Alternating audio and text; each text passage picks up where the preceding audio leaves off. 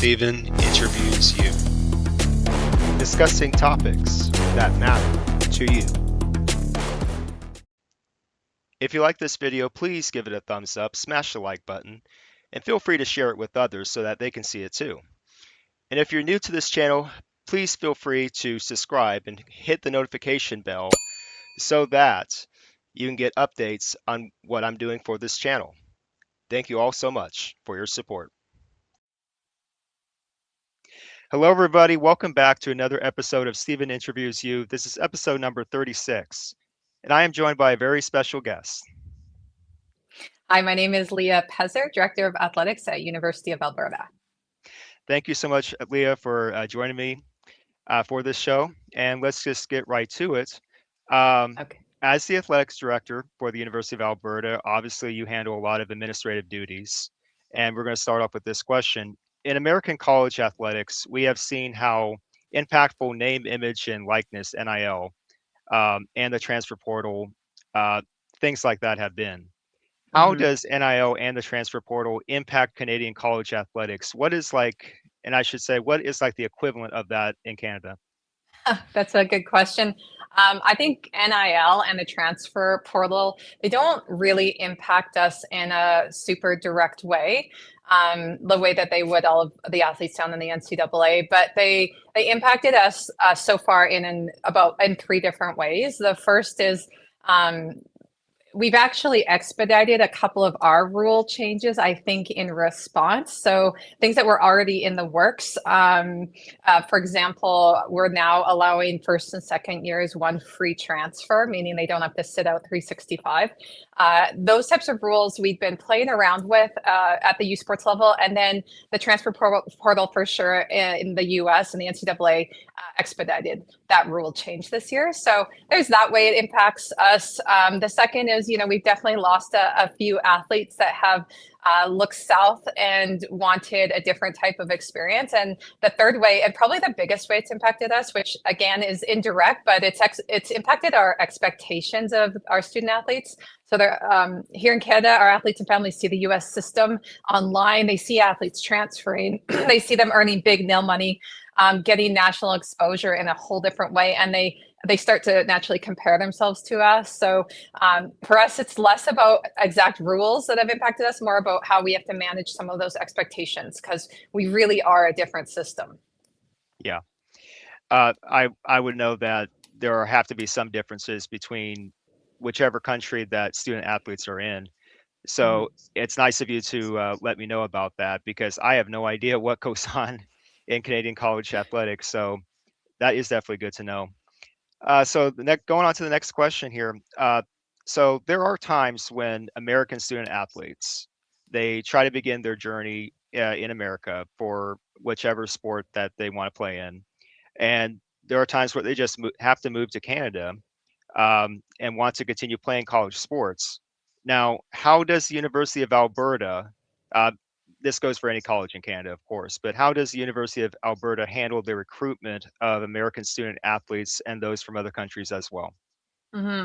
That's a really good question. And I'll talk about U of A, but ultimately each university has very different rules with respect to how they can recruit, what type of funding is available, and how even that we classify international student athletes. So here at U of A, we have international and domestic, and we are provincially funded. So we don't have a lot of leeway in terms of what that means for tuition. So for us, international student athletes are recruited depending on the sport, depending on the coach and what their strategy is.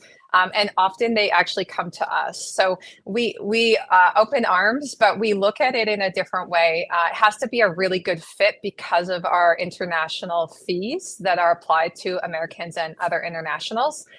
So, the idea that someone will come and then transfer out, or that they academically aren't a good fit. We're a top 4 academic institution in Canada. Which is pretty tough. And so we just maybe have a stronger lens on whether or not that's a fit. And if it is, we're happy to bring student athletes in. It does, we honor the NCAA compliance and eligibility regulations. And so if an athlete in the US uses all of their years of eligibility, then they can't come and just start playing in Canada. That's one thing that I think some people don't realize is that we're not our systems aren't connected, but we definitely honor the intentions behind that eligibility rules in the states. Yeah. So moving on to the next question here. When it comes, and this is more of a fun question. So when it comes to tailgating and the fan experience on game day, no matter what sport it is, uh, and what are the differences between that when it comes to like attending a game in Edmonton, Alberta, Canada, and what you would normally see here in America? Oh, okay. I have to admit, I have not been a part of tailgating in America, but I've Right. seen it. It's not quite the same. I would say the biggest difference is scale. So not every university does this. We do. We want this to be a huge party, just like you probably have enjoyed multiple times. But game day is, and I think in the States, it's a huge community. Maybe even a whole city is engaged in it. For us, it's a little bit more localized. It's a bit smaller, and we have actually alcohol rules that are quite more restrictive. And so you aren't actually allowed to bring your own alcohol. So we have to just set it up slightly differently. But on a bright sunny day, it'll have a similar feel, just smaller in scale for sure. Yeah. And so, as an extension of that, uh, what I put down here, the differences between Canadian college football and American college football. Uh, could you expand on that in any way when it comes to football in general? Like you mean like all the different rules, or Yeah, are you? Yeah. yeah. Leading up to that, leading up to game day, what are some things that like the University of Alberta, the staff does to just prepare for Golden Bears games? Oh, yeah, I think likely fairly similar to. I've talked to our coach and he said, we're kind of like Div 2 or FCS. That probably means a little more to you than me in terms of the scope of it. But what we really do is we do a ton of promotion. For us, our social media marketing strategy is really prominent right now, as it is for most schools. We do a lot of promotions. We often tie it to say an orientation, first day orientation, like a homecoming is the equivalent. And so what we really do is tailor it to the student body and their experience, and helping it to become really the heart of campus is our goal. So you'll see very similar things. We have a tailgate out back. We have alumni on one side. We have students on the other. We have beer gardens, we have food trucks, we have halftime shows. So I think we had, we don't have cheerleaders quite in the same way as you. We definitely have cheer team, but we often alternate it with a show such as, we had a dog frisbee show. I don't even remember what it's called. They have a pretty fun name for it. But we do things like that for a quarter of our games. Now it's a little frostier here than a lot of the places in the States. So, late October and November, it's tougher to get crowds out. It's colder. So, we definitely focus most of our budgets towards beginning, or if our team makes playoffs, obviously in the playoff rounds. Yeah. And what you described, that's really not that much different than what I see here in the States. So Yeah. I can definitely relate to some of those kinds of events. So Yeah. yeah, Yeah. Well, I think, what's really nice for us is the NCAA just does a lot of this really well. So a lot of what we do is really, and myself especially, is really look to who does it best and find a way to do it in a way that makes sense up here in Canada, where we definitely have, less eyes than the NCAA on us, just even due to our population. yeah. So with this next question here, this has been something that's been on my mind for the last few years or so. It's about interacting with the other colleges, and not just in Canada, but just abroad. This is about spring football games and or scheduling scrimmages or whatever it may be.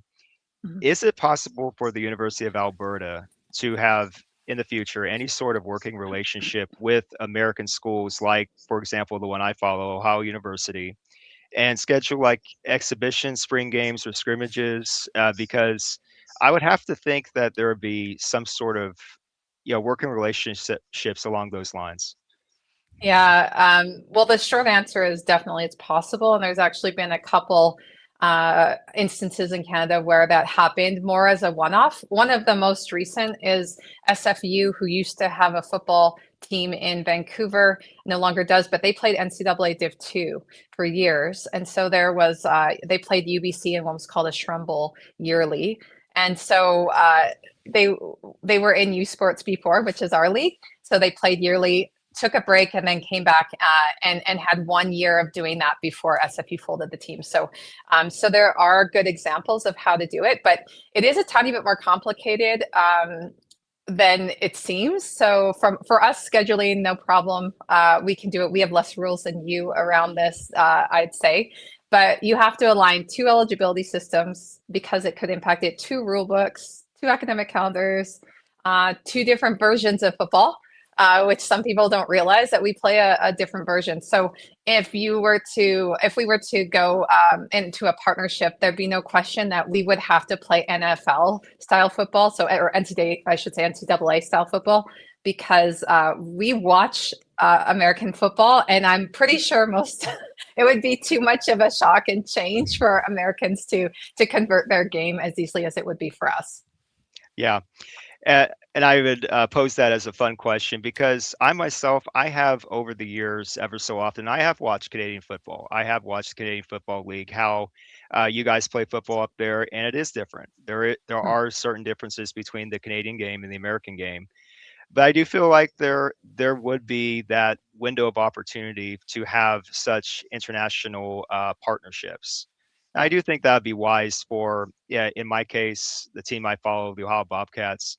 Uh, we need all the help we can get when it comes to just, brainstorming, having ideas about, oh, where can we go to, on our part, maybe recruit some talent that, because of their circumstances, they may want to come down here to the Athens, Ohio area. So it's just something that was on my mind.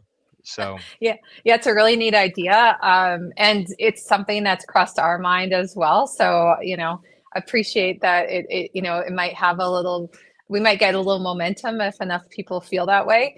And it's exciting. It's something different. It sets, can set two institutions apart. And can create a really fun rivalry. So, we would definitely be open to any of those conversations. And again, it's been done, so it's not a brand new. You won't have to start from scratch. There's a lot of learnings that have happened, and so that means you have likely a higher likelihood of success. yeah, and so also to further extend on this, I've heard recent announcements of the NCAA football uh, games being played overseas, of course, away from the United States. And week 0, for example, there's going to be a game played in Toronto Mm, between Wake Forest and Syracuse. So that's just interesting. one of many examples. And Yeah. we're always looking at playing games in other countries like Ireland, uh, somewhere in Germany, I believe. And yeah, just we want to expand our Yes. footprint. In other words, Yeah, well, my line's open for that kind of conversation, and we'd be really excited to pursue that. We are always looking for preseason games and spring games ourselves. So generally, we tend to do our preseason in the fall, or sorry, in August. But we're definitely open to a different kind of model, because the game's evolving, the leagues are evolving, and we want to be front of line to evolve as well. yeah. So it seems like we have time for a bonus question or two, Okay. considering the recording time here. Uh, Sure. so uh, you are, of course, athletics director of athletics for University of Alberta. Yeah. Um, in your line of work, what are both the most rewarding and most challenging aspects of being an athletics director? Uh, and this goes for anybody, whether you're in Canada or in America. What goes into this job? That's a good question. I would say I'll end with the positive. Probably one of the most challenging things that we face is our funding and our funding model. So uh, we know the value of sport in our student athletes, but in Canada we don't quite have the same sport driven culture as the US does. And so, I sometimes it's for me, I was a volleyball player at U Sports, and it's, I know that most people have had these amazing sport experiences and can connect the dots with why we want to invest in it and why it's important to watch. And so I would say though here it is more difficult to get the type of sponsor viewership that I think it warrants, and the type of game that we have. Like we are playing great at a great level. So that's the hardest part, and the part I was most surprised about, to be honest, because it was such a driver for my career and so obvious why it matters. The best part, I just came back from Calgary. We had the Athlete of the Year awards, which is a single male, single female athlete will be selected for Athlete of the Year across all of our universities across Canada, every sport. So imagine 15,000 student athletes and, ultimately two chosen. And so what you end up finding with these, the finalists, there are 8 finalists, and they're just articulate and they're well spoken and they've had these amazing experiences, and they're gonna go lead later. This year, we had this very historic moment, and both the winners came from University of Alberta. And it was just really a culmination of a lot of good decisions and a lot of really great recruiting of great people. Like, you should have heard their speeches. And so that is my why. My why is helping to elevate people to be their best. And like, there's no other job for that. And so, so I tell everyone, it's a super hard job, a lot of eyes on you in so many moments, but the payoff is so high to be a part of moments like that. It doesn't happen outside of sport, or that I have experienced outside of sport. Yeah. So with this other question I'm going to ask, when it comes to working in any staff, in your line of work, being athletics director, what advice would you give to anybody that's up and coming that wants to learn the business of college athletics? Uh, Maybe you could have like a short list of tips that you can provide for those people. What would you say as part of your advice? I think that's a great question because I think it's changed quite a bit in the last, 5 to 10 years. I think my biggest piece of advice is understand the finances, understand fundraising. Those are such a large part of the job, and historically, at least in Canada, you people that go up the chain, they come from a true sport background, and that's really necessary. But if you can't understand how to run the business of sport, and it is a business now, then you will fall short of your athletic goals, and you can't compete against the rest. So I would say get very, very good at understanding what needs to happen and building the ability to have conversations about things like money and about budget and about partnerships and really lean in on mentors in that area, not just sport mentors. And the second thing is reach out and ask people about their path early on. Like, we post we post a few jobs lately, and we're getting like hundreds of applicants. How do you stand out in a group of really great candidates? Well, if you've reached out and we know your name, or you've come to an event and volunteered, or what have you, if you've had some face to face and we can understand character, then you go to the top in a different way. So, I think that the more you can get involved and reach out early is going to be very, very helpful.